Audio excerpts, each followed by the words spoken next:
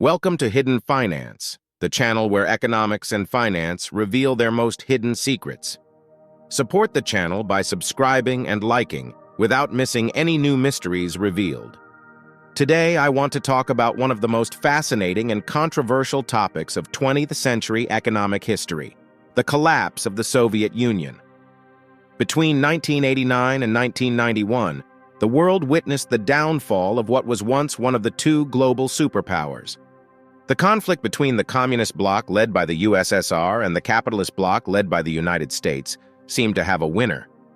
But as often happens, the reality is much more complex. How did the Soviet Union become an economic world power? And most importantly, why did it eventually fall apart? Today, I'll tell you the story of how the Soviet economy was born, grew to dominate half the planet, and ultimately, tragically collapsed.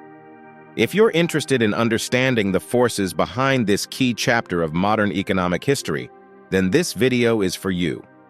To understand the collapse of the Soviet Union, we need to start at the beginning, 1917. That year, in the midst of World War I, the Russian population, exhausted by losses on the battlefield and food shortages, rose up against Tsar Nicholas II. At the time, Russia was a backward country compared to other European powers. Industrialization was just beginning, and the economy was still predominantly agricultural, based on a feudal system. When uprisings began to spread in Russian cities, the Tsarist government's initial response was violent. However, even part of the army decided to support the rebels.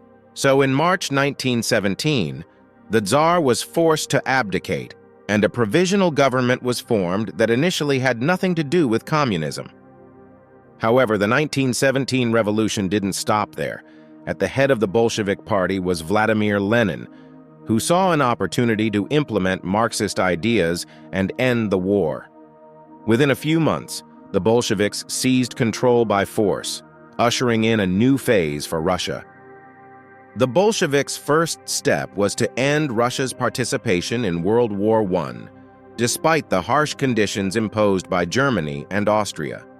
However, peace came at the cost of losing vast territories, along with a significant portion of the population, agricultural resources, and factories. From 1918 to 1921, the country was ravaged by civil war.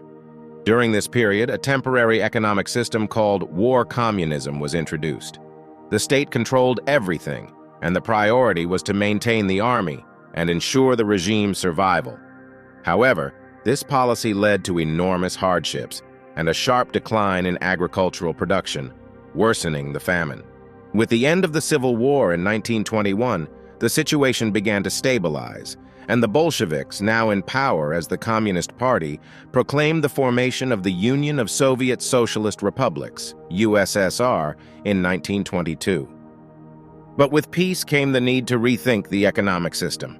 Once power was consolidated, Lenin realized that the Soviet economic system needed to change to avoid total collapse. He introduced the New Economic Policy, or NEP, which represented a compromise between pure communism and the free market. The state retained control of major industries and infrastructure, but allowed room for private ownership, particularly in small businesses and agriculture. This move allowed the economy to recover. Small entrepreneurs, traders, and farmers could work with some degree of autonomy, leading to an increase in the production of consumer goods and food. The NEP, though temporary, proved effective in stabilizing the fragile Soviet economy. However, many in the Communist Party saw the NEP as a deviation from communist principles, and it faced considerable criticism. Among its harshest critics was Stalin, who was rising to power within the party. With Lenin's death in 1924, Stalin began consolidating his power and in 1928 introduced the first five-year plans. These were centrally planned economic programs aimed at transforming the Soviet Union into an industrial power. Agricultural production was collectivized with the creation of kolkhozes, collective farms, and sovkhozes, state farms. Small businesses were nationalized, and every aspect of the economy was centrally controlled. The results were remarkable in terms of industrial growth.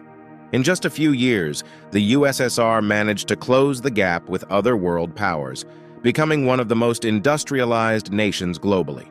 However, this success came at a huge cost. Forced collectivization led to a devastating famine, particularly between 1930 and 1933, causing millions of deaths. Despite this, Stalin's system remained in place for decades.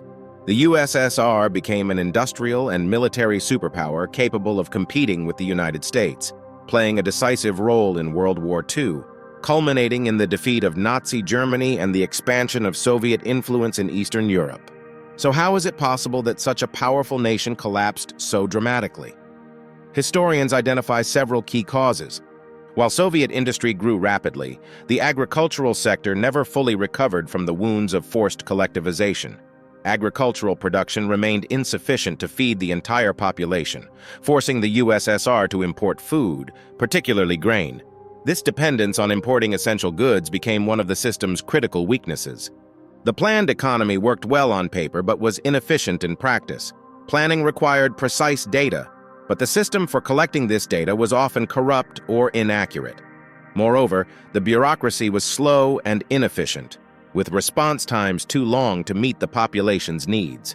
The economy focused on unrealistic targets, often at the expense of producing consumer goods, leaving the population to suffer chronic shortages. Another crucial cause of the Soviet decline was excessive military spending. Even after World War II, the USSR continued to allocate a vast portion of its GDP to maintaining its military and developing weapons, spending up to 20% of its GDP on defense. This left few resources for other vital sectors such as agriculture and consumer goods. In the 1970s and 1980s, while Western economies adapted to the changing modern world, the USSR remained trapped in its own system. The few reforms attempted, such as those by Khrushchev, failed or were reversed by his successors. The lack of innovation and structural changes left the country unprepared to face global economic challenges. In the late 1980s, Mikhail Gorbachev tried to save the USSR with a package of reforms known as perestroika, which sought to introduce free market elements into the planned economy. However, it was glasnost, the policy of transparency, that accelerated the collapse. The revelations about the failures of the Soviet system, corruption, and past scandals deeply shocked the population, further undermining trust in the regime. Ultimately, the economic, political, and social pressures were too great, and in December 1991, the Soviet Union officially dissolved, marking the end of an era. If you enjoyed the video, leave a like and subscribe so you don't miss the next mysteries of the economic world. But what's your opinion? Share it in the comments.